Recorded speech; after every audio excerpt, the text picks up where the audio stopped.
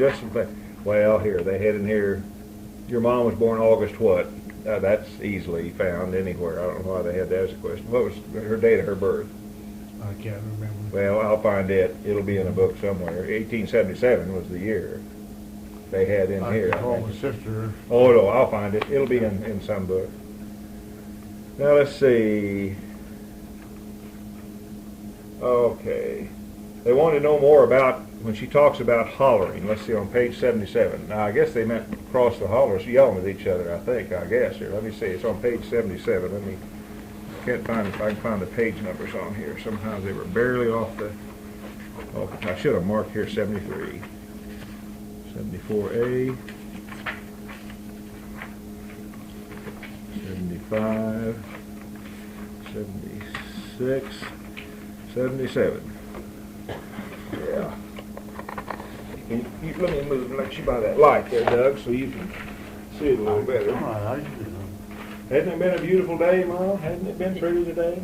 It's beautiful. yeah, we took a 2-mile walk. Oh my gosh.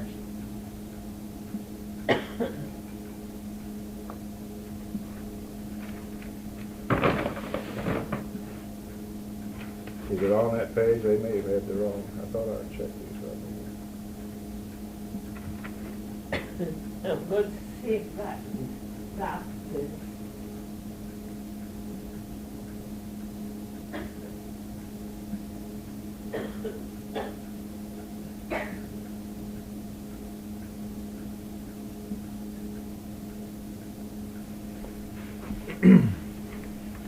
That's what they're, I guess that's what they were talking about. Said they want to know, need an explanation of hollering. These are just my notes I wrote here. They typed a few of them. Is there something on there about hollering or? I don't tell us yet. Well, they may have gotten their pages wrong on the thing they had.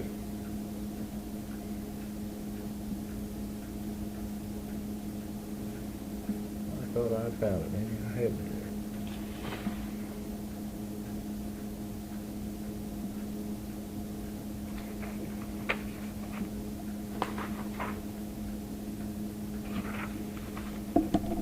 They were strikingly melodious. Ooh, all yellow gal, ooh, all daisy. Ooh, all yellow gal drives me crazy.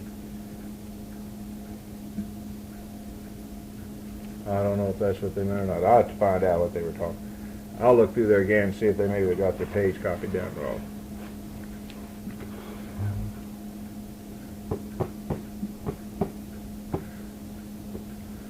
Did they have fellows though that took pride in being able to yell loud across a?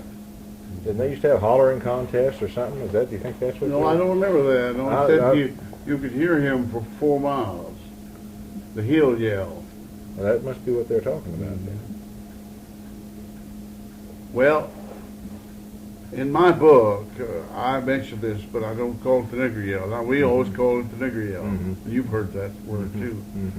And it's a kind of a yodel, but one of the those get to beat people. Hurry up, yellow boy, patroller will catch you. Yeah. And, they had the patrollers out there, which was to look after the news. Yeah. And he'd yodel along with it, and I can hear him all the way up that creek. Just something to yell, wasn't it? Just like kids yell now. It was a song. Yeah. They sing with it, and that's. I couldn't explain it better than she has. Yeah. She's talking about the Youngblood family there that she lived with when she taught that school. Uh-huh. Let me see now. On page, let me find page 93. Blackman's Base they wanted to know about. I imagine that's a game. I better let you. We find page 93 here. The pages, some of them not on the 95. 94. Must be 93. Now, let me see if I can find it real quick here. Barn dances. Dance at the Mahnkey's. Here, one day we were playing Blackman's Bass for the teacher. Yeah. And the big young'uns always played too. Now, that's just that kind of a baseball game, isn't it? Blackman's Bass or what? No.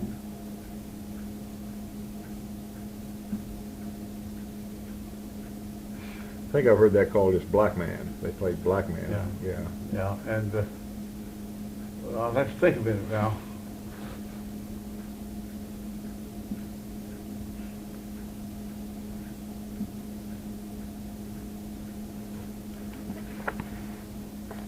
I think some of these things, I think they're, of course, they can, I've got books that give, you know, the games, all that school games, but still. We're familiar with those things, we take for granted that people know what we're talking about.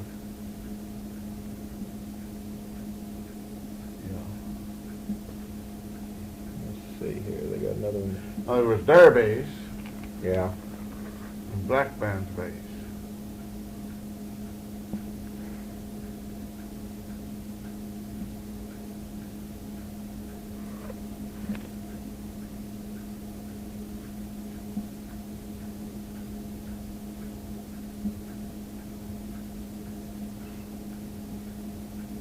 What I'll do, I think I've got, go ahead.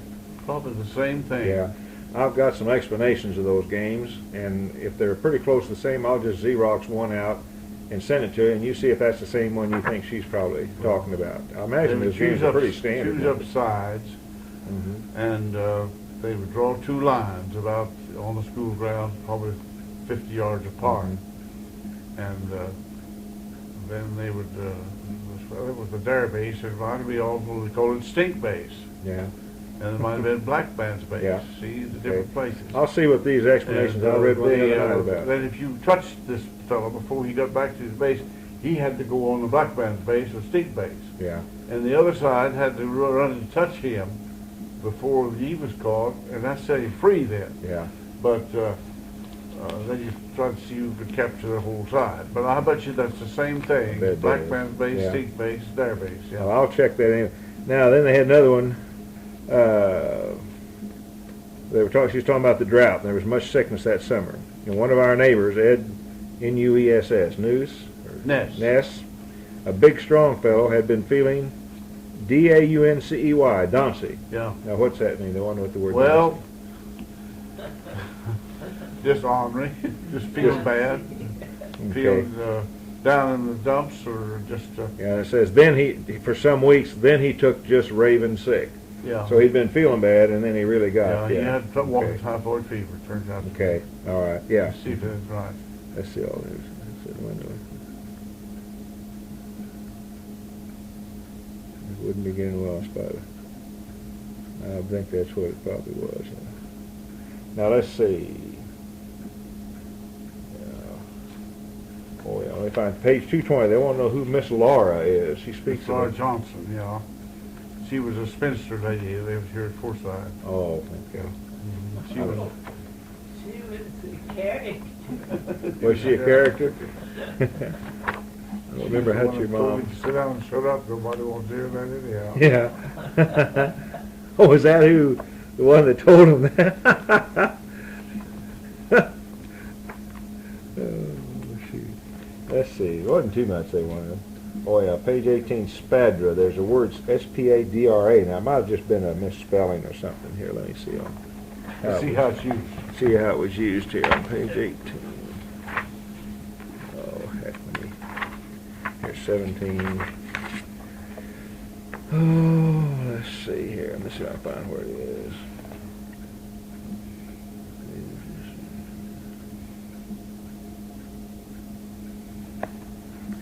Okay, he rode a little gray saddle mare, Lizzie, on his rounds, often swimming her through the White River or the S-P-A-D-R-A, the Spadra.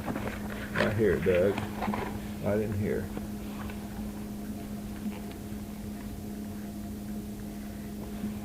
Well, I never heard of it. I haven't either. White River or the Buffalo. That must have been down in Arkansas.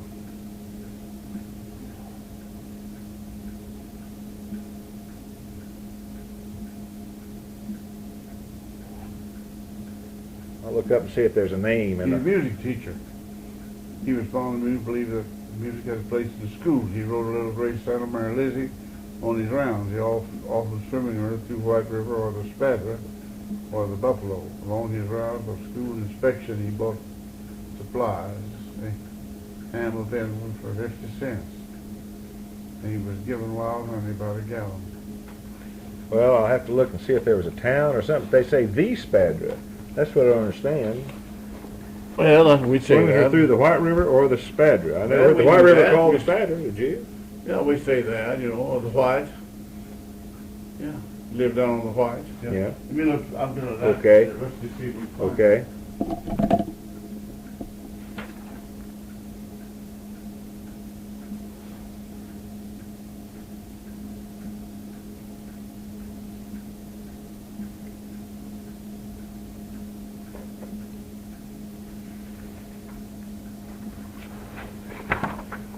Find that page 220 here.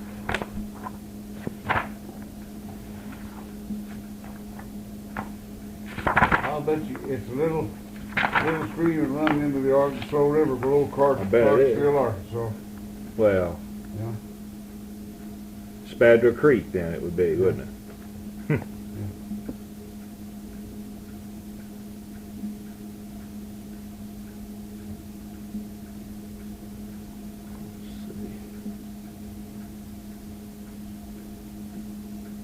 So it shows us to be right on that little stream. The town of Spadina. Yeah, well, that's what. And he did swim both of them then.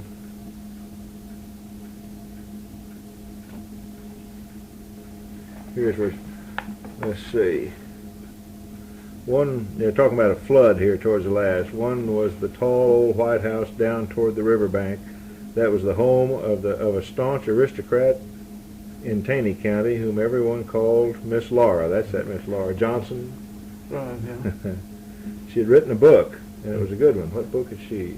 Well, let's see, Homecoming in the Ozarks.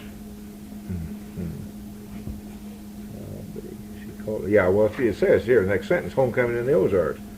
Her people were Kentuckians. Now, is she the one that she and her husband were having? No, she was never married. Well, what was the story about her saying didn't need to talk about that anyway, or nobody needs? Well, she just served church, I was prosecuting there. And the judge just gave us 10 minutes to speak, and I just barely getting started. He stopped me, he said, "Doug, your time is up." She said, "Yeah, sit down and shut up. Nobody wants to hear that anyhow." I remember you talking about that. I was thinking that was a fella and his wife that Yeah, wrote. that's right. That was Boyce Tabor, married the red-headed Dalton girl. And she was mean as her own mean. The old manager and I both mean one time. Anyway, she testified in direct examination that her husband struck her.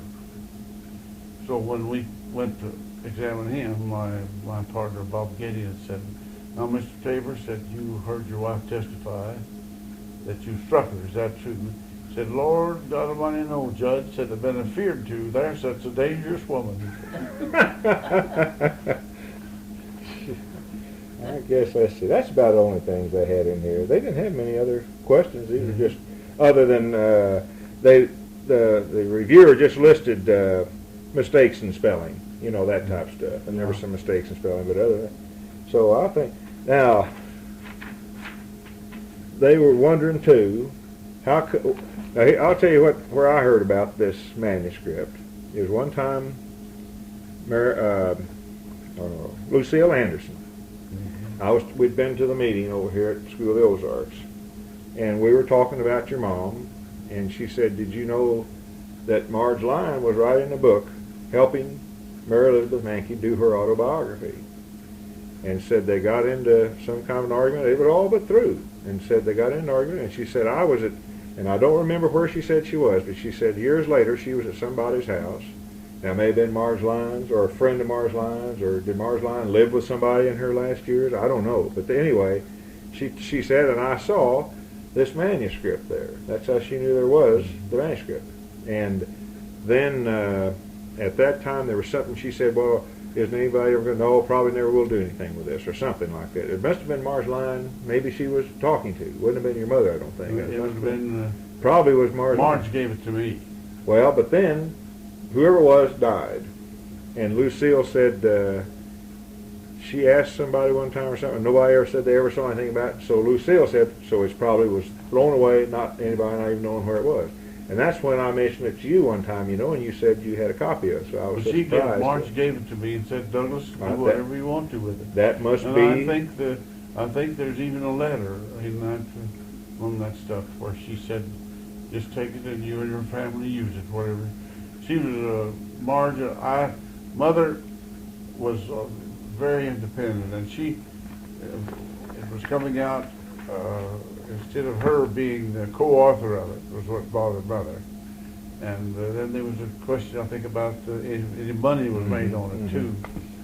So they just, Mother had a fuss with her, and they just broke up. And Marge felt real bad about it. She talked to me about it later. And Marge was so nice, she had me to draw her will and all those things going. She gave me the name for my book, Riding Over the Hills. I was going to call it Ozark Mountain Philosophy. She said, stay away from that mountain stuff. Said, that's like over in the Appalachians. Said, don't do that. Said, her books have been successful, but some of just the hills. Yeah. Take to the hills and all that. So she's the one that really helped me with that. And she died with cancer. Yeah. Now, I remember I've got a copy of the School of the Ozarks paper that had a full-page picture of her when she passed away. She'd been a librarian over there, wasn't she? Yeah. They were just doing, I'm thinking, more to help her out to do things. And she, the young man over there that was treasurer of the school, he was good to her. She knew she was going to die. She said, take me out on top of one of these hills. I just want to have a good cry. Well. And she said, I drove her out there, and we sat there a while. I said, I just can't cry. I said, it's just well. Now, Vance, of course, knew both of them, too, you know. Yeah. And he said, I bet you didn't know this. He told me, well, you probably did, that your mom either saw him or wrote to him one time when she was having this trouble between she and Mars Line, and asked his opinion. She was upset about it too. Your mom was, and I think I remember he told me, he said, well, now you need to talk to your son. He said, he's a lawyer, you know, and all that. And then, of course, Vance said he never heard any more about it then, because that's when we found out you had the manuscript. That was it. Yeah. That's it. I don't think I ever got it down for him to read. I don't think I did. I don't remember now whether I did or not. Don't think I did. But anyway, well, you knew him too now, Vance. Yeah. Did you know him pretty well too? Yeah, pretty well. Yeah. Well, there's talk about rumors and misconceptions now. This talk I gave in Oklahoma, I mentioned that I had been more or less conditioned by living in Springfield. That here was a crude, rude, and I always got the idea, drunken alcoholic, you know, that staggered around Springfield and had no morals or anything, you know. I heard this for I don't know how many years when I first began hearing about Vance Randolph. Of course, there was always some people I know who didn't know him either. And when I first went out there to meet him, I was very apprehensive what I was going to find. I thought, well, I'm going to either be thrown out, he won't even talk to me, because I'd heard Max Hunter say, well, if you walk in there and he doesn't like you, he'll just ignore you and all these things. And so I thought, well, he is probably a gruff, well, my Lord. I found his man was no more like that than anything. Now, he was opinionated, and if somebody was trying to take advantage of him, like he occasionally had, but I never really saw that side of him. Now, I saw him in his last years, so maybe he had mellowed considerably. Well, I think there's quite a little gossip about him. I don't delete him at him, but part of it called shock shorts. You know, he liked shock. Yeah. Shock furnished him whiskey, I guess. Oh yeah, and then so he kind of. I thought maybe that was, but as far as around here now and the people that he met here and all, why he was always just nice. Well, sure. And I tell you something else too. I found out that he had told me. He said, I was not drinking when I lived in Galena. He said, I had been an alcoholic. And he said, I was on the cure then. He said, I didn't drink when I was in Galena. And, of course, I've heard of them talking about him over there carrying on. But I asked some of them. I said, and they said no, they never saw him drunk over there. He may have pulled some wild stunts, he and Doc Young, over there, but I think a lot of that was, of course, he got himself on the wrong side of the boys with the money in Springfield when he wrote those books, and they thought it was going to hurt the tourist trade, you know. Yeah. And I know he told me, and then Lucille Morse Upton was at a meeting. She was covering a meeting, I guess, or something. I don't remember what it was, but anyway, John T. Woodruff got up, and Vance was to be the speaker, and just raked him over the coals about writing those books about the Ozarks and the hillbillies and all that. Really, just really publicly humiliated him in front of all these people. And Lucille came to his rescue. I mean, to his defense, I should say. And he always remembered that. And he gave her a copy of the bibliography, and he wrote an inscription in it. Well, he wrote it on a letter to me, and I pasted it in there for her. Thanking her, said he always remembered a favor, you know, or something. Yeah. No, I didn't find a man that I'd expected to find at all. Well, like I said in my little talk in St. Louis, he told the story with the bark on. Yeah. And he told it like it was now. Yeah. And of course, like a lot of the people in TV now, they look for the sensational. Yeah. They look for the big stories, and if he had written about the beautiful flowers and the churches and things, it wouldn't have been. Yeah. No, nobody been interested. No, nobody even read the stuff. So he wrote about the down to earth things. Yeah. You know, and so I just I don't know. He had a lot of good qualities. Well, something else I wanted to ask you too. I just was going to ask you a little bit about Vance there, because I'd never really talked to you. I've got the copy of your talk though in St. Louis. Did they send you? Yeah, they sent it. Yeah, I got a copy of it. Did you hear that record where they? Oh, they took yours and put music in with it there. Well, that's been played on the radio, I think, up there. Yeah, on the radio station. And my grandkids get the biggest kick out of it. Not my talk, but that silly song. But I got thinking about it. That most of my talk was about Arkansas, you know. Anyway. Yeah. So then I was looking through, and you knew Charlie Barnes and all those fellas, didn't you? I didn't realize you used to float too. I should have known you would, growing up here. Yeah. I see Little Hoss passed away. Yes, last week, early part of last week. Yeah. And I tell you here again, I was going to go down there. I found out he was in the hospital. I stopped by and visited with Fan Vineyard and Helen Palsy. Helen. I don't know who you mean. Oh yeah. His sister, yeah. Yeah, the sister. Good Lord. Paulie. Helen Pauly. And then there's a woman lives across the street who was, let's see, Irma Peters. You know Irma Peters? Her grandfather was the fiddler that Vance is taping on the front porch of his house with her dad's playing the guitar there. There's a Peters. Deacon Embry. Deacon Embry was county clerk over there. Okay, well this is one of that bunch, but she was, and they were saying that he was in the hospital at Fayetteville. Well, I was going to go down to Fayetteville, and I didn't make it, and I was going to go out there, and I never had really met him. I'd met him, you know, just in passing, and I wanted to visit with him. Well, of course now, he was the last really of that generation of guides, I guess, just about the last one of that bunch. Now, there were some characters. It's too bad that you know that a fellow puts things off like that. My little office up there, I've got pinned to the wall. People I'm going to go see in the directions how to get to them, you know. And there's about 5 of them, and 3 of them are dead. Yeah, yeah. The ones that one-armed fellow lived over there with Chadwick, that served the penitentiary with Bob Ramsey, that killed Newton Bowles. And I was to go see him, see if Bob ever did say a word to him about what actually happened. Yeah. Because nobody ever knew what happened. Yeah. But I kept putting it off. Well, you Nathan just can't. Somebody's his name. You just can't do it all. Is the trouble. Well, no. Well, I tell you, I see why teachers write all the books. They've got the free time. I really believe it. I believe those. You teach at a college. You teach what, 3 or 4 hours a day, and then your time's whatever you want to do. Now I've got the rope there.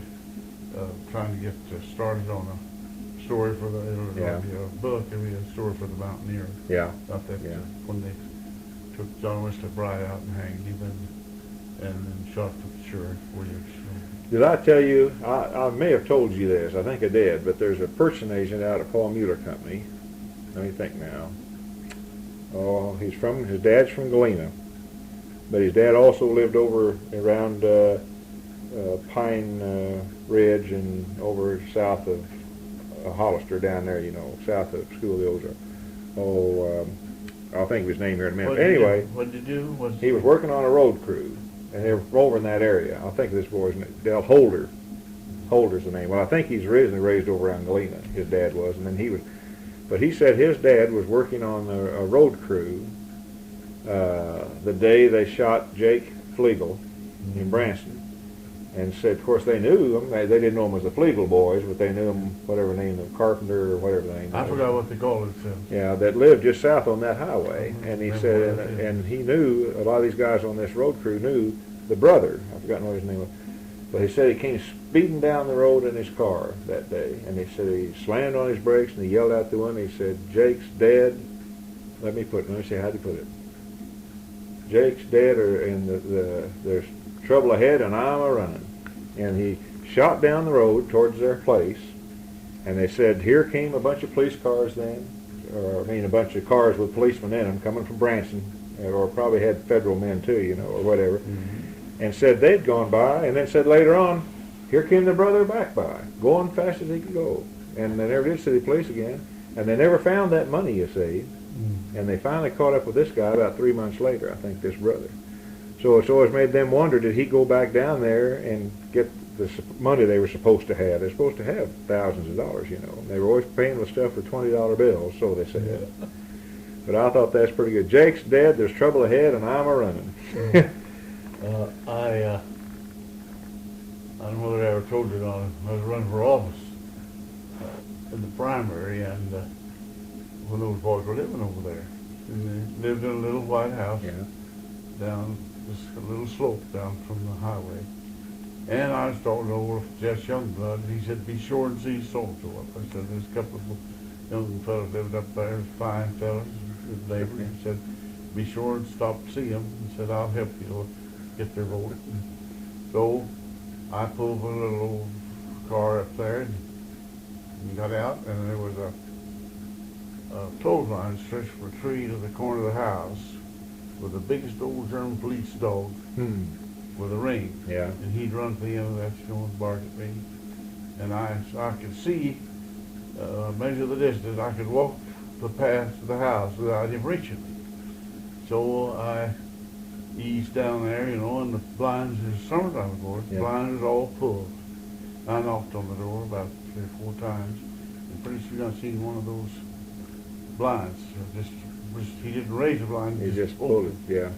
And then pretty soon a fellow came to the door and said, we'll vote for you. I left the guard. They voted in Hollister. Yeah. Well, they were named in the poll book. Yeah. I'll be. Goodness gracious. I don't know what I told you this about. I think I haven't seen you since then. About the law. J.L. Don Day was elected sheriff. He was a Kentuckian. And during my time, he was elected. And Don was a coward. He was no question about it. He wasn't afraid. He wasn't. And Will Blair, Brandonville, was, I tell about him in my book a couple of times. Don appointed him deputy. Of course, he'd never been in the law business before. And one of Will's boys down the other day was having an estate for one of his aunts. And he told me this story. He said, well, when Don appointed Paul to be the deputy sheriff, said Paul went down to see him. He said, now Don said, if we get orders to take a real dangerous character, a real mean character, said, what should we do? He said, just be very careful and don't overtake him. Well, that's good advice.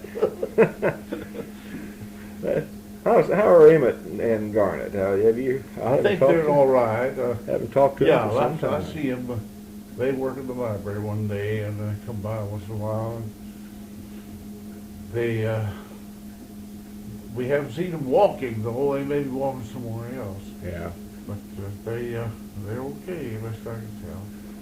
I'm going to have I don't know, before too long though, I'm going to work it out. I think I mentioned to you one other time, I'm going to have a dinner or a luncheon someday or something. And I want you and Emmett and Art, and I'll have Ernie Dean come, and I might have Piney Page come. Ernie and Piney could stay at my house, you know. Yeah. And Dan Saltz. Yeah. Let me think now. I think I'd have Bill McNeil come up because Bill will be real interested in it, and myself. Now wait, I had somebody else. Well, I want us to have lunch or dinner or whatever, you know, and then I want each person to maybe tell 2 or 3 stories. Mm-hmm. And what I'm going to do is tape it, and then I'm going to transcribe that and make us each a little book later on. Kind of like Colonel Hubble did with his reminiscence, you know. But I thought that'd be a lot of fun, just have kind of a stag get-together. And no, I'm worried about Elmo. Well, now Elmo, that's one of the others I had was Elmo on there, yeah. And then I thought, well, I just kind of have to play it. Of course. Well, I tried to talk to him. I called him, and I couldn't hear him. I said, Elmo, we've got a bad connection. He said, no, my voice has just failed. He said, I can't talk. Yeah. I was asking about some of the, I needed pictures in this story. And I said, well, Elmo, I'll not bother you any farther. I'll just write you a note and tell you the pictures. There's some pictures in his book. Mm-hmm. That I could use in a story. And somebody I was talking to saw him just shortly ago, not very long ago, and said he had really failed quite a bit. I guess, yeah. And he's got Parkinson's disease, I guess. Yeah. He shakes pretty bad all the time. Mm-hmm. Well, he's one, of course, naturally, if he can come, he's one we'll just have to kind of see. But I think that'd be a lot of fun, and we'll make it like an easy, like a Saturday afternoon or something. Late pictures I was going to show you. I killed a little turkey. Turkey. Yeah, turkey hen. Where were you? Way down where I used to teach school. Junior Strahan used to be county judge, and his grandfather was an ID8 Strahan that traded for us at the store. And his dad and me went to school together and hunted together. And Junior's got a lot of land. He's got over 1,000 acres right on Big Creek, you know, on the lakefront. And he's got about 500 head of cattle. He's done well, you know. But he just still a hillboy, you know. His wife told me that they got to build a beautiful new home over there on the old Swift place. She fixes breakfast for about 5 or 6 of us, the hunt group, you know. Uh-huh. And just good old-fashioned breakfast, biscuits, and fried eggs, and ham, and bacon, and homemade jelly, and all that. And we get these 2 pickups. Head for Big Creek. And he's real careful, you know. He said, now, Red, you and so-and-so, you go down that ridge there, but don't go across that holler. Yeah. He said, and then we put the next 2 off. You go down that ridge, said, this turkey's roost down there. I said, don't cross either one of these hollers, because Doug me's going to be on the other end. Mm-hmm. And then he got me over and set me down and said, don't go any farther than that big white oak tree down there. He knows just where to put you all. Yeah, so when to shoot one another, you go. So, by golly, just as it got daybreak, it sounds like the second battle of the barn. The turkeys flying all directions, one came running right over me. But there are 6 of us, 5 of us got turkeys. Well, gosh, that's pretty good luck. Say, how do you want them? Of course, I don't know yet. They're interested in it, and they're very interested. Are you talking about the Missouri University? Yeah, I'm talking about Missouri University Press. Now, I'm just so I can kind of, if they ask me what, I don't know how they expect to do it, or I think what they need to do is to go through it and see if, I don't know if they want to footnote something like this, or put a part in the back to maybe, you know, to say, well, this is such and such, you know, or something, this or that. You can footnote a thing to death, you know. And I don't think this isn't what I'd call an academic work. It's nothing to be footnoted to death, you know, on something. It's just a story, and they may need to go ahead and clarify some things for readers who aren't from this country, you know.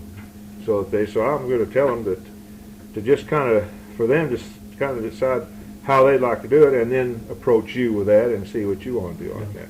Now, they were wondering if you would maybe do a little bit of writing for us. And I said, well, I don't know whether you'd have time to or not. And, Oh, yes, I could do something. I could do a little something about it. okay, like a forward to it or Yeah, something right, like that. right, Yeah. right, And I just, they just gave me these questions, which really, there weren't that many on it, and I don't quite know what they're planning to do yet with it. And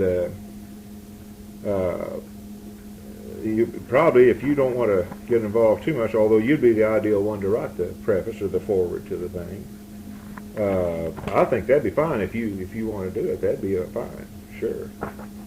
Well, Now they'll go through it a little, and probably they'll. Some things I noticed there was one page that it looks like a page is missing or something, but they'll just have to kind of get in that and see what they want to do. I'll just got this done, and I'll tell them that you know, that you'd be willing to write a forward for the thing, and then when they get into it a little more and go through it, and they'll have. I'm not one to do this type of thing.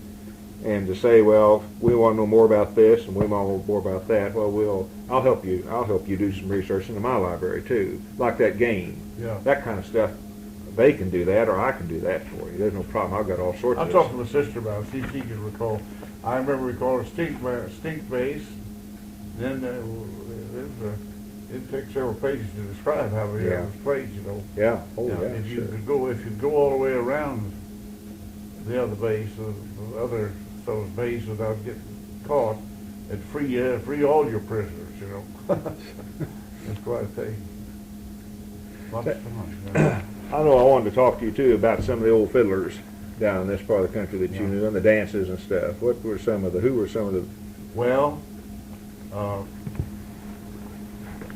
then after you take the early days of when I was a child, probably just growing up, just to remember, maybe 9 years old on, my folks would have square dances at their house, Yeah. and they were invited.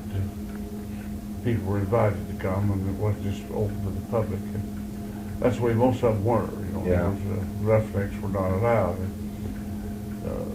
The main fiddlers at that time would have been Sam Yarnell, Yarnell, and his son played, and I don't know whether his grandson plays or not. He was with us on this hunting expedition. Mm-hmm. So that was Sam Yarnell, and he had a special tune that he played that they always called it, we used to call it Yarnell, but the younger people call it Yarnell, like the Michelle's. Yeah. We used to be Mitchell. Yeah. We moved to California, they call it Michelle. Yeah.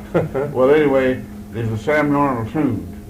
And like I tell in one of my little stories about my mother being a good whistler, Dad played the harmonica, the French harp. Mm-hmm. And so he couldn't start a tune. I mean, it would bother him. And he'd just call bluntly the old lady. He said, "Old lady, whistle a little of that Sam Yarnell tune. Yeah. Or whistle a little bit of that Kirbyville Big Dick tune." And she would, and he'd start out and play it, you know. So Sam Yarnell was one of the fiddlers, and then there were two brothers at Kirbyville when I was 10 or 11 years old. Arley Lindsay, Linzey, and Mossy. I don't know actually what his name was, but they always called him Mossy or Moss Lindsay. And they were fine country fiddlers, some of the best.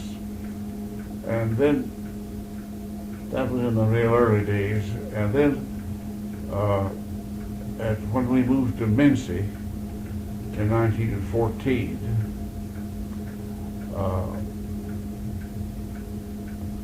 the fiddler there was Alan Cardwell, Mm-hmm. and he was sort of like Stone King. He was just a good, beautiful, smooth fiddler, and he would just take a lot of time to get his fiddle tuned up, and he was a teetotaler. He didn't drink. Yeah. He was just strictly a gentleman, and he played, and my brother-in-law would second for him, and then about that time, there were some people moved to the county by the name of Rutan, R-U-T-T-A-N. It was, and there, the old man of the family was not only a country fiddler, he was a violinist. He could play just beautifully. Yeah. And I don't think he ever played for dances, but he played in fiddle contests. I know at the Kirbyville he played in a fiddler's contest. And I imagine that the judges would be prejudiced against him because he and his daughter, she played the organ, I believe, for him. Because he was a fine fiddler. Then when I was about 18 years old and taught my first school at Big Creek, I became acquainted with John Henry Cantrell. I thought that was a pretty name for a fiddler, C-N-T-R-E-L-L. John Henry Cantrell was a hunchback. He had real dark complexion and had blue eyes. Now that's a strange thing about so many of those people in Arkansas, in that area, of that dark skin with blue eyes or gray eyes. And I'd say his eyes were either light as blue or gray. And he was crippled, and I don't believe he could work at the manual labor of any kind. It has to be something awful light. But he made what his living expenses, I believe, for playing for dances. Yeah.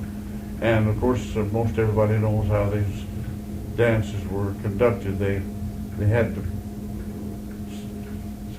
Sometimes times were hard, and people would have a dance, and they'd charge, I believe, 10 cents a set. For a boy to dance, a set cost him a dime. So that was 40 cents, and half of that went to the fiddler and half to the man of the house. And John Henry Cantrell played. He was, I believe.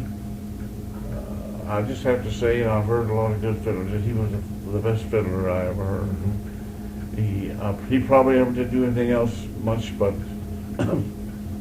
fool that fiddle, because he wasn't able to do anything else. Then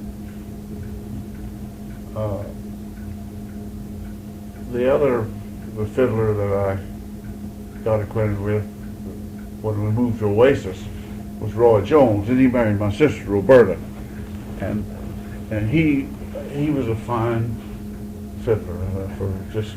He played for square dances, and he just played. He could play most any kind of a tune you to ask him to play. And my sister, after they were married, she was second for him on the piano. And then my brother was a good banjo picker, and he and Roy and Roy's brother played the guitar. They could really make good music. And then another fiddler that lived in the Branson area was Eddie Branson. He belonged to the old-time Branson family that Branson's named for. And Eddie was a tall, slender, long-armed, long-fingered lad, and Reggie would play with him on the banjo. And I've got a funny story to tell about the banjo business. I can't carry a tune hardly, or even sing it. And so the first money I ever made, I cut sprouts on a little place out there close to Kirbyville for 50 cents a day. And I got worked enough that I had $9, and I ordered a banjo from Sierra Nova. And I couldn't even play green chord, never could learn to play it. And I was about 15 or 16, and my brother would have been about 12. And that lad picked up that banjo and started in on it, and he played for the first day he ever took hold of it, and played pretty well, and he got to be expert. And I never could. My sister played, and now let's see, I've covered Eddie Branson pretty well. Now this day and time, of course, Art Gabriel is a smooth fiddler. I've heard him, or I've got to hear him, then I have his record, and I like your seconding on that. You know, I've got a lot of records here, and for this fellow Kessinger is a great fiddler, and I think one of the secrets to good fiddling is for the second not to try to play first. Yeah, true. That's true. You know, so many times these in these modern bands, the second will play so loud or be allowed to do or outsound the leader or those. So a beautiful second is like in this Stone King now. That second is just perfect. And then with the banjo or with the guitar, either one, they just His two sons. That's two of his sons, I believe. Beg pardon? Two of his sons. Yeah. Bobby and this other brother. Yeah. I think. And they just and I think that so many good of the good fiddlers have to give credit to a good second accompaniment. Yeah. Well, that's so many seconds nowadays, especially banjo players. They'll invariably try to pick the tune that the fiddler's playing, and they'll upstage him is what they're doing. Yeah, that's what you're right. Now, you were talking about seconding. Now, in your earliest memories, what was the seconding instruments? Were guitars? Yeah, there was a few guitars. A lot of them were banjos. Mm-hmm. Yeah. I believe the banjo was here earlier than the guitar, really, from what I read. I was interested up to when we was up there at the Frontier Folk Festival. I don't remember the band's name from Kansas that played the banjo. And his Bud Hunt, yeah. Ralph Hunt. He was a good entertainer, but I believe I've got myself in a twist here. I'll get straightened out. Now this, the Negro that played, I don't know whether you heard him or not, the blues singer. No, I didn't get to hear him. And he,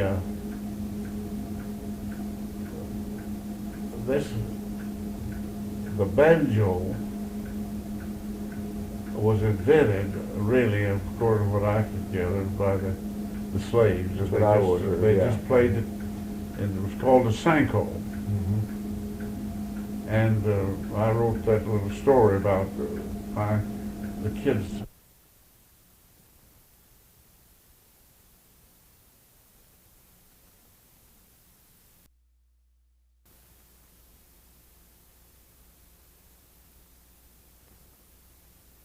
These young boys have taken up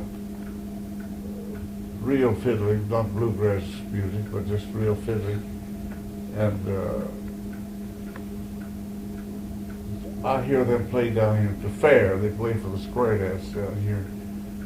And I don't really recall their names, but we still, and there's another young fellow out here that's a pretty good fiddler. And there's a Thurman boy that was a fine fiddler, and I think his son turned out to be a good country fiddler. But they have let this bluegrass and some of this stuff kind of interfere with the real old tunes, you know. That we. Well, they're really not playing. Of course, from what I've been told by all these fiddlers and everything, that fiddle music and even the old-time music it comes from, which is the bagpipe and the harp and all that, was dance music. Strictly dance. The only reason nobody sat and listened, somebody always danced, you know. Yeah, now, when they get into bluegrass, it's not that way. It's this fast, wild, you know, it's spectacular, but all the audience does now is just sit and listen. They don't really take part in it. And that's influenced a lot of your young fiddlers. The other day up there, when all 5 of those fiddlers were performing at once, you know, at St. Louis. And then they asked for the I believe it was Tig was playing. He asked if anybody had a selection. And they'd been playing for 15 or 20 minutes, and I asked him to play Far on the Mountain. And he struck that up, and those Arkansas jig dancers couldn't be still. They just climbed up on the stage and went to dancing. So that's the difference in fiddling, you know. That's right, sure. It actually puts you to, even the preacher going to pat his foot, you know. Yeah. Now, Art is not a jig dance player. No. He's too soft and smooth for him. Well, They want a fast speed. a little bit, to me, is a little bit the same type. Yeah. And Alan Cardwell was a little bit that way, too. Now, Now, you're familiar too with sometimes in these dances in the old days, with the second by not get there, a fellow who's supposed to accompany with a guitar, banjo, and they take a pair of denny needles and they would beat the strings. You've seen them do that. Yeah. You've seen, yeah. And sometimes they break a string on a guitar. Some don't have another one with them, so somebody would. Some people were. I've seen some women that were just real good at that. I like these fellows that pluck the strings sometimes. You know, that pretty Polly that Lonnie played. McMahon, well, Lonnie Robertson played that too. Yeah. There's the Lum Booth. Black Mountain Rag, they do that in too. You know. Yeah. They'll do it in that too. Lum Booth used to do that on Bear Creek side of Goodman. Yeah. These are regular side of Goodman and the Bear Creek side. Yeah. Yeah. Lum used to. Just you and me talking now, but you're taking it down, of course. But Lum would say a little bit one of them. He was always careful not to say anything bad, but he'd lead up to it pretty good. He'd say, Sister Sal came over to our house and sat on the grass. The bumblebee came and stung her right square down. Well, go drive away the bee. He must have really been something. Yeah. Boy, you know, you mentioned your mom, but they had private dances. Because did they ever have trouble though with the word getting out and the bullies? Well, yes, coming and trying to break you in. And crash the dance. Yeah. You know, and there's one time there'd be trouble.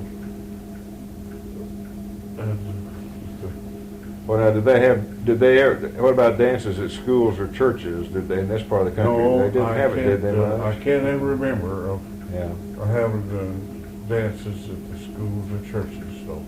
And some places, in some parts of the Ozarks, I've heard where a school was also used for that, but not very often. It was pretty well separated from at least the ones I've been around. That reminds me, just the other day when I was doing research for this story I planned to write about the hanging of John Wesley Bride. I was just going through the old county records to try to find out something about the county jail they had then and the courthouse. It was just like the one we tore down and moved. But I ran into a court order there that I wish I'd have copied down. The county court made a solemn decree and order that the courthouse be not used for public dances or I forget what, different kind of shows and things, but something for the upbuilding of the morals of the community. And like that. So I guess they've been having some dances at the courthouse. Well, when Mona was in high school, which she's younger than Pat and myself, Clever didn't allow any kind of round dancing in the gym classes. In fact, they didn't even allow, they did let a little bit of what they call folk dancing, but that very little. Well, I don't think they allow them to dance here at this Forsyth school yet. Yeah. Because when we have our anniversary class reunions, you know, if we want to dance, well, we have to pay for space at the hotel. We maybe have a banquet up here at the school, but then then we have to go somewhere else for the dance. Oh, I meant to ask you, how'd Little Bill do in his basketball game? Oh, his team's in the playoffs. Well, good. They've got so many people. Got I read in the paper 45 kids tried out, little girls, little boys, and one of the cutest little girl, long braids. She plays and she's quick, but they go up to the 4th grade, so these 2nd and 3rd graders are pretty small yet. Yeah. And these other fellows have had a year or two to practice on them, but they'll think it's real fun. And we went last night, and Bill got to play half the game, and he was really tickled. Yeah. But now, how old is he now? 11? 9, yeah. Okay. Well, good. He won't be 10 till June. Well, back another thing we kind of passed on. Now, something also, who else did you know besides Charlie Barnes on these old guides. Now that's another thing. Around Galena. Yeah, well, or no, over here Jim Owen used too. Whichever one. The Did guides, you know the? yeah. Well, Did you float? You float Charlie quite a bit, Barnes didn't you? and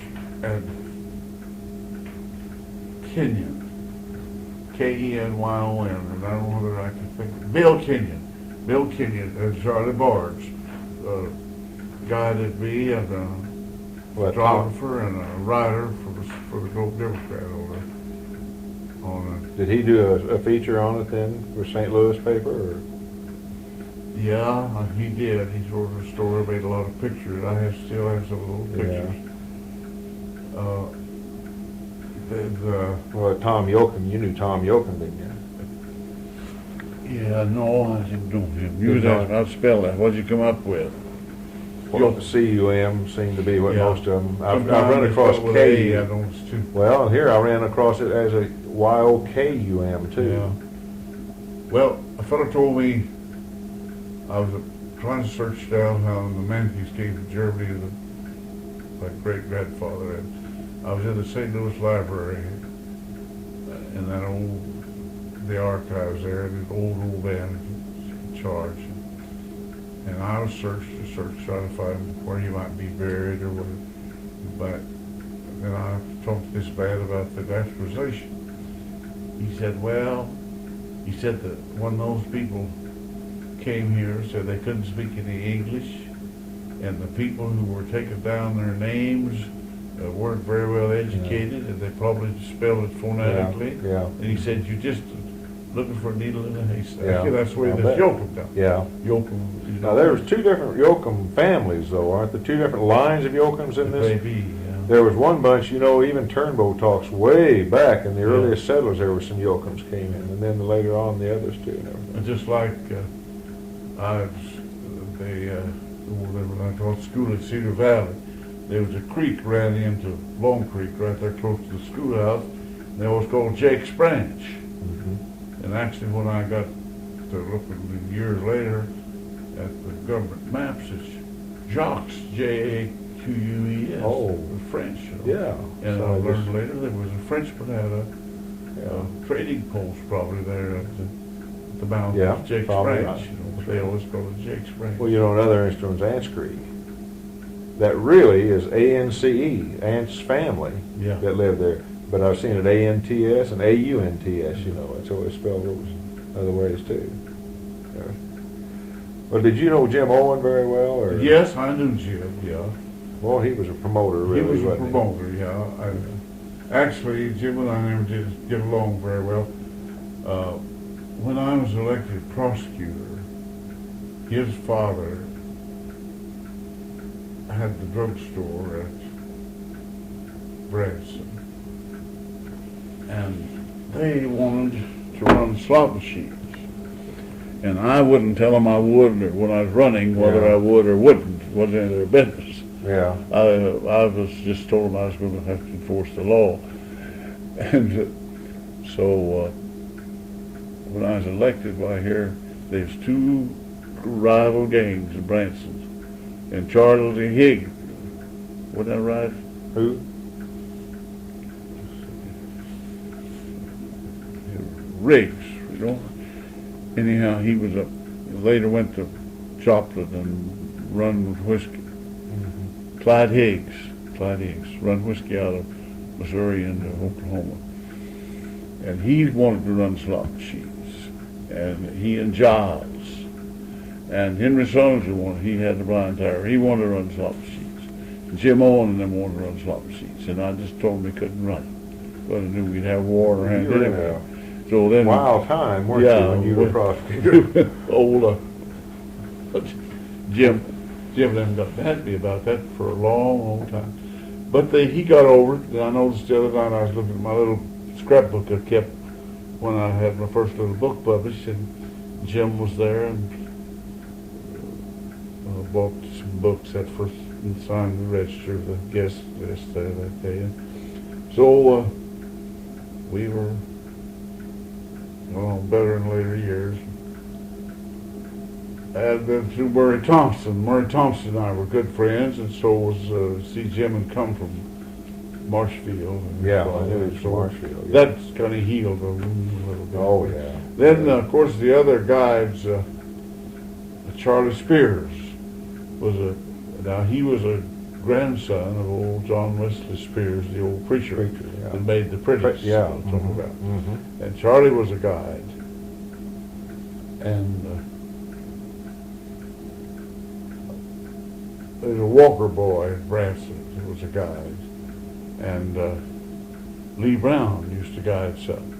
And that's where Emmett Adams gets his funny story about Lee was, I don't know whether you knew him or not, but he wasn't over 5 feet high.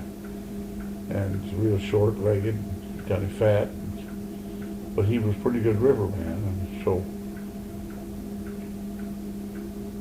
Jim Owens opened that float line. He inquired of old Will Shannon, who would be some good men for guides. And he named over something. He said, well, said there's Lee Brown, but said he's awful sorry in deep water. And Jim didn't know what he meant till he Saw him then, till he saw me. I meant to bring down, I've got a copy of that 1943 Life magazine article. One of the, let's see, Tom Yoakum and Little Hoss and Charlie Barnes were guides on it. And then, but the other people's names, there's 2 women that I think still, Parnell was one of them, I believe. And I've forgotten the other girl's name. I meant to bring that down here. In fact, I had it with me because I went over to the SMS library to check. I wanted to get the volume and the number, of the book before. Because you know these people, and that's why I wanted to bring it over and forgot to. Yeah, I enjoyed it. I think they still live down in, they still live down here. Yeah, the Purnell girls, I guess that was Ben Purnell, the banker's sister. These girls were 16 or 17 at the time, I think, or something like that. That might have been the Iceberg girl, Rose. I don't know. Blonde?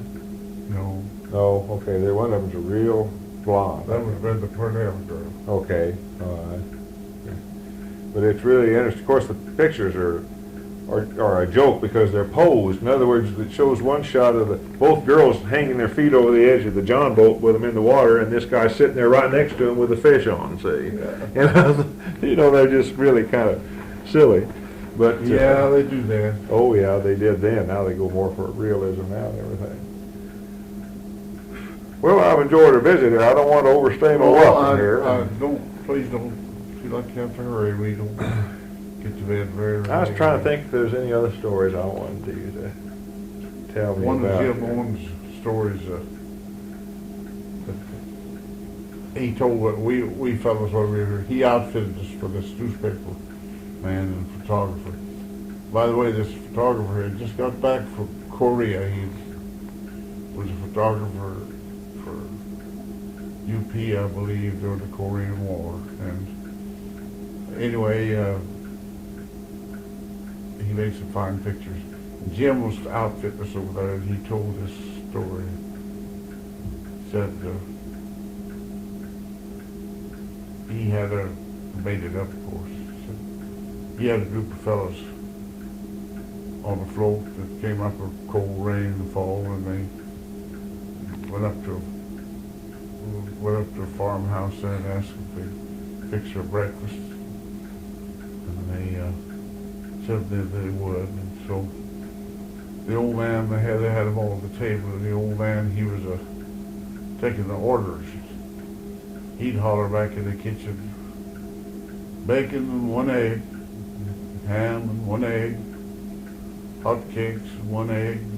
The old lady was working away, and she said, that's what's the matter with this country now, 2 damn many 1 egg. Wait, Emmett told me one time, of course Emmett worked for Jim Owen for he had to run the thing. Yeah, and he said many a time, he said Jim got to where he could tell with the way a guy was walking whether he was mad at his bill he'd gotten off the end of the float And he said he'd see him coming up towards the office, and he said Jim would take out the back door about the time so he wouldn't have to face the guy. Well, he sure made a business out of it. You'll have to, Jay Frank's another one I'm going to have come. Jay Frank Short. Now, Jay really tells some good stories of those old guys around Galena. Leather Standridge and the Benham boys and a whole bunch of them that were just really characters, you know. So we'll have a good time at that. Oh, I look fun. forward to that. I enjoyed my trip this summer so much with Art. Well, we'll have Art tell that one, the baseball. You give him my regards. Huh? Oh yeah, well we may go tomorrow night. Mona's going to the Gene Taylor thing, and I'm not going. Yeah, I am too. Yeah. Oh, well, you'll see Mona there then. Yeah, she'll be there. Well, I've got my ticket. And I got to take Burl up a little early and let Rachel help her do some shopping. Yeah. Then I'm going to go. I'm going to get Richard to go with me, buy him a ticket. I guess I can still buy one. Oh yeah, I'm sure. Yeah, I've never seen politicians yet that would turn down. No.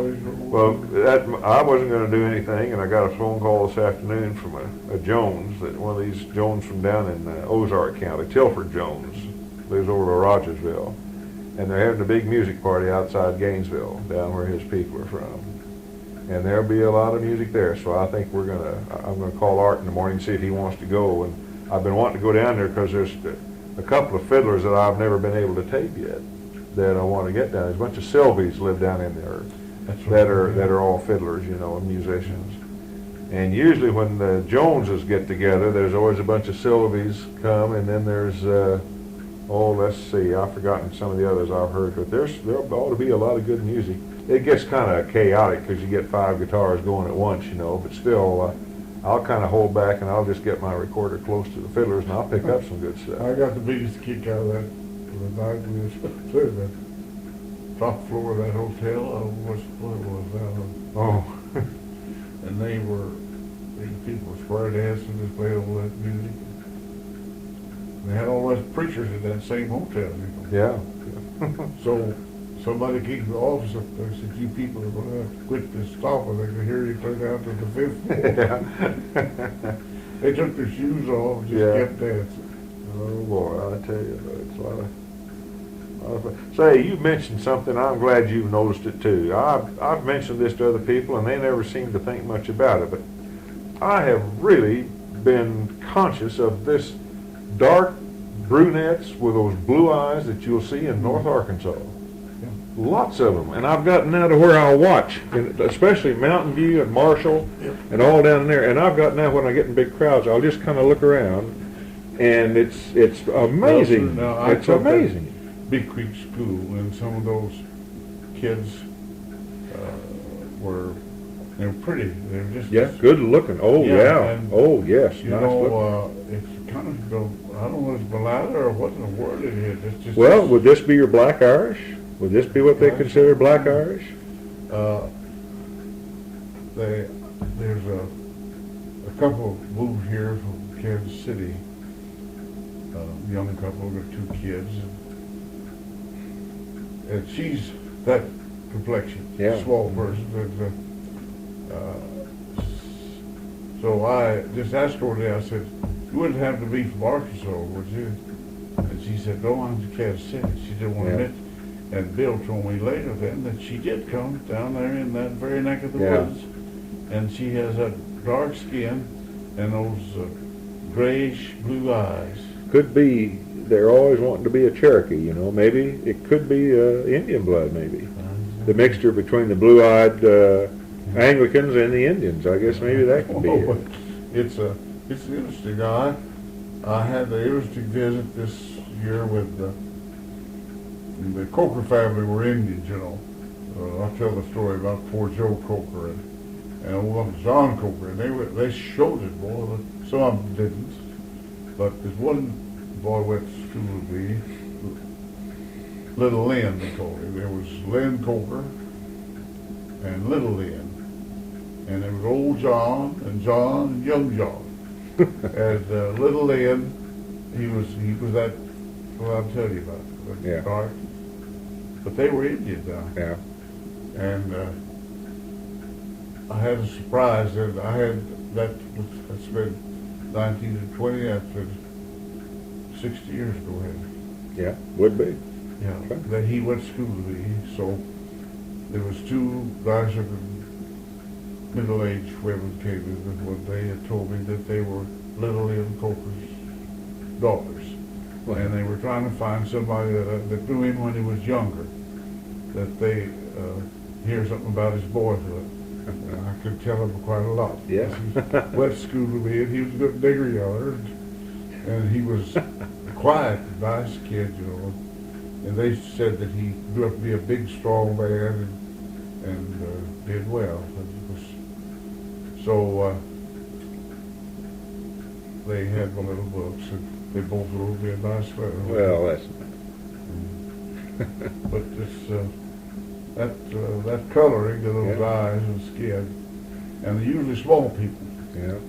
And you know, now of course, a lot of redheads in the Ozarks, but they're all over the Ozarks. Yeah. Redheads. I always seem to notice more redheads in this part of the country than when I go to St. Louis or Kansas City or something. It seems like the Ozarks.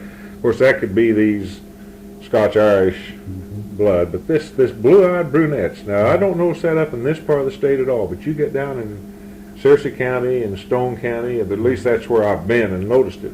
I don't notice it over around Fayetteville. I don't see it much, and I'm in Rogers and Fayetteville, Springdale. I'm over there a lot.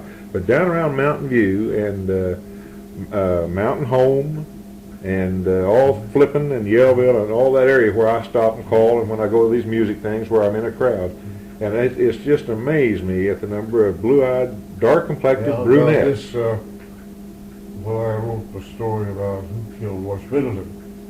That little lady that took us to show us Wash's grave was that type person. Uh-huh. And, so it's interesting. Well, there's a reason for it. I mean, you know, it's not just haphazard. It'd be interesting to be able to trace it back, but I didn't know whether it maybe could be a particular branch of.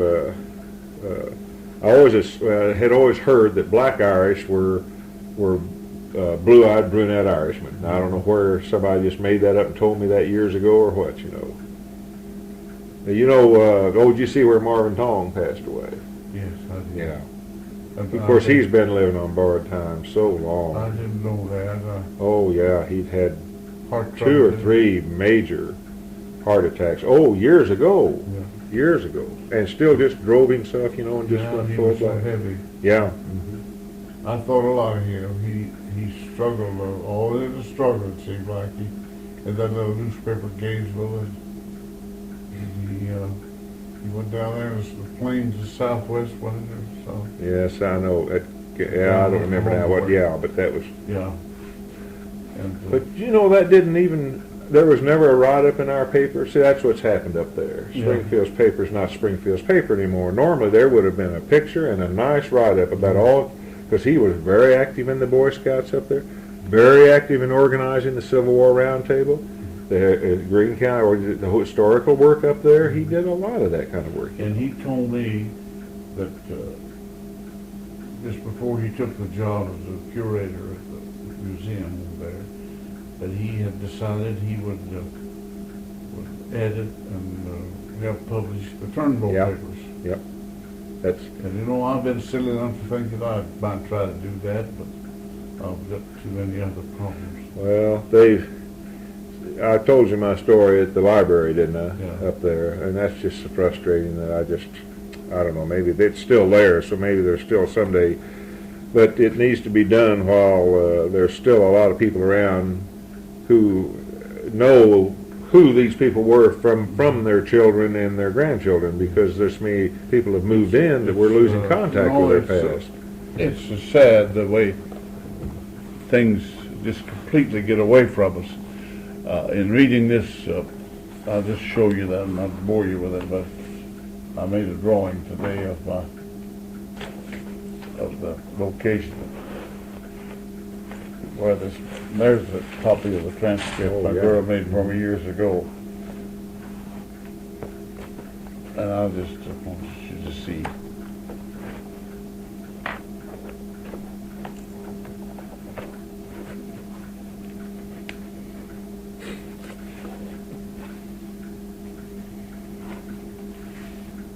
That's the way the courthouse looked about that time. Yeah.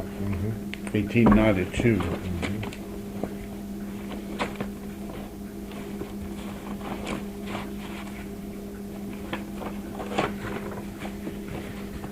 Oh, where I put that now? I had the old, the original transcript of what I was getting at in this testimony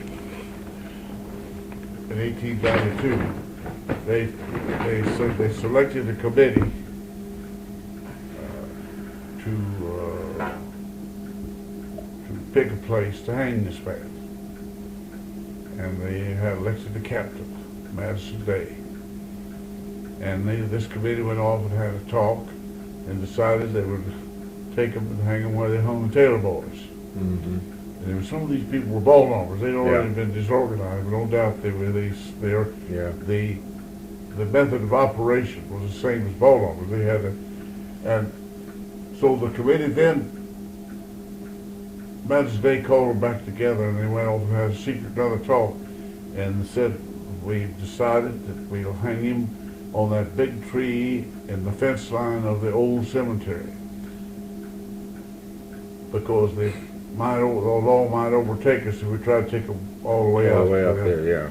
And so many people don't. They think that old cemetery is the one that's over there now, where Captain Kinney's buried. Mm-hmm. It is, but it was I guess the new cemetery then, because there was. I remember when there was that old cemetery, where the mill site is. Mm-hmm. As you go down the schoolhouse road, that old cemetery between the present cemetery and the mill, there was a few stones. And Cecil McClary told me he counted 22 graves, sunken places. Mm-hmm. And Pat and I went over there. They could still find the sunken places. And this testimony, now that's got completely away from people. They moved all those headstones. Yeah. Mm-hmm. And nobody knows who's buried there. Maybe some Indians, and maybe some of the early settlers. Yeah. Before even any settlements, trappers maybe even. But that old tree, I remember when it still stood there, but now is an old rotten log there. I suppose is part of it.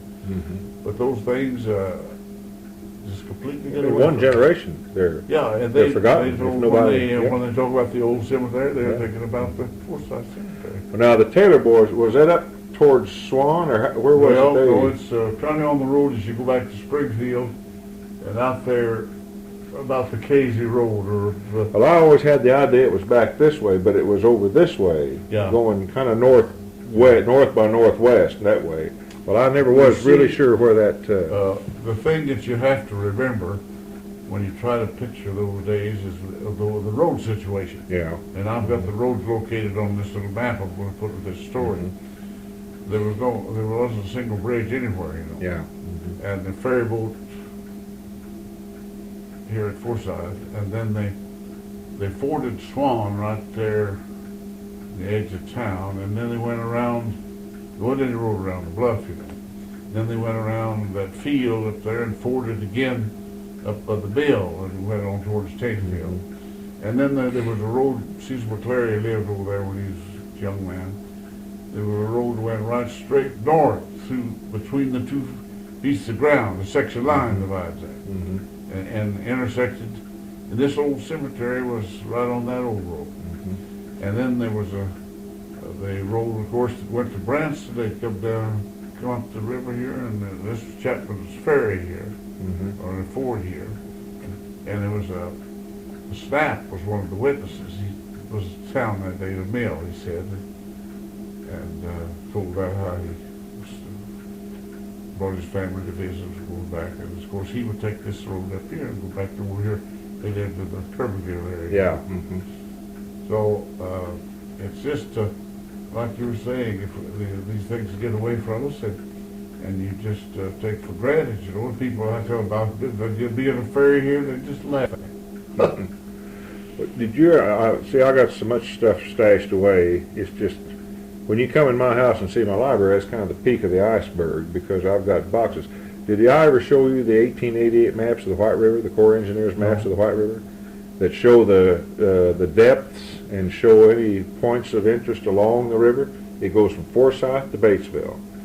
I wrote up and got I've got a whole bunch of maps. I wish they're packed away out at one of these places, many storage places now, you know, because I just ran out of room. My Lord, that's what you need to go over your. I've got maps from the 1840s Yeah. on up of this area. That one you see, this 1892, that 1880. Yeah, I've got some maps that area It too. sure show it, wouldn't it? Yeah. Sure, and they're packed away out here. I've got to, when I get some room, I'll get them. And you mentioned hangings. Were there ever any hangings in recent years in Taney County? Beg pardon? Hangings. Were there any in Taney County in recent years? Any hanging? In the 30s or 20s? No, or, no. Where was it? Stone County had one in the 30s, didn't they? I Yeah, think that's so. when they Red, had somebody. Red Jackson. Yeah, That was yeah. a legal hanging, yeah. Yeah, well, that's what I meant. Legal hanging Yeah. is what I was thinking. Yeah. No, I don't remember ever having a legal hanging in Taney Yeah. County. Yeah. Ever hearing of it at all. Say, I got to looking through my stuff. I want you to autograph your Hill and Holler stories. I never did have your other one is autographed, but yeah, you got a pin there. I want you to autograph that. I forgot all about that.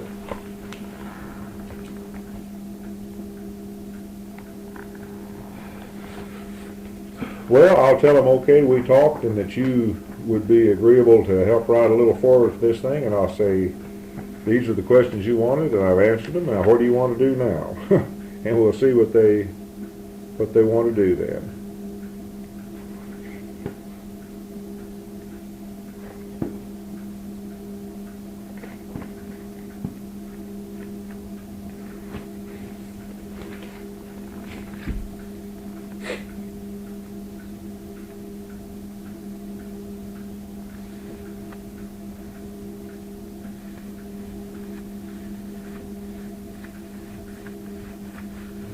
Head back over to Bull Creek.